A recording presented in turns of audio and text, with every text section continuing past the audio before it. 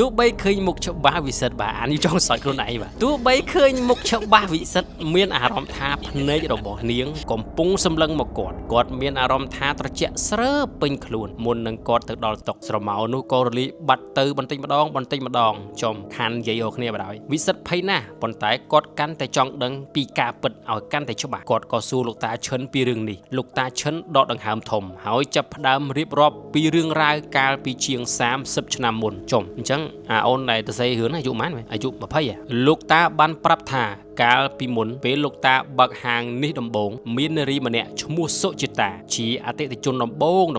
ចឹងអ្នកចាប់ផ្ដើមទិញដំបូងបាទនាងចូលចិត្តមកអង្គុយនៅតុចុងក្រោយនោះជារៀងរាល់ថ្ងៃហើយតែងតែកំងកាហ្វេខ្មៅទឹកកកកាហ្វេទឹកកកនាងជាមនុស្សស្រីស្ងប់ស្ងាត់និយាយតិចហើយចូលចិត្តអានសៀវភៅឬសរសេរអ្វីមួយនៅក្នុងសៀវភៅតូចរបស់នាងមានមុនស្នេហ៍ដោយខ្លួនឯងគឺនាងមើលទៅខ្ជូតហ្មងបាទថ្ងៃមួយសុចិតាក៏ឈប់មកហាងបាត់ទៅប្រហែលជាតាឈិនលក់អត់មានគូប៉ុងឲ្យទៅលក់មួយកែវដឹងមួយកែវបើគេផឹកមួយខែអញ្ចឹង30ថ្ងៃអញ្ចឹងគិតតលុយ28ថ្ងៃទៅហ្វ្រី2ថ្ងៃទៅអត់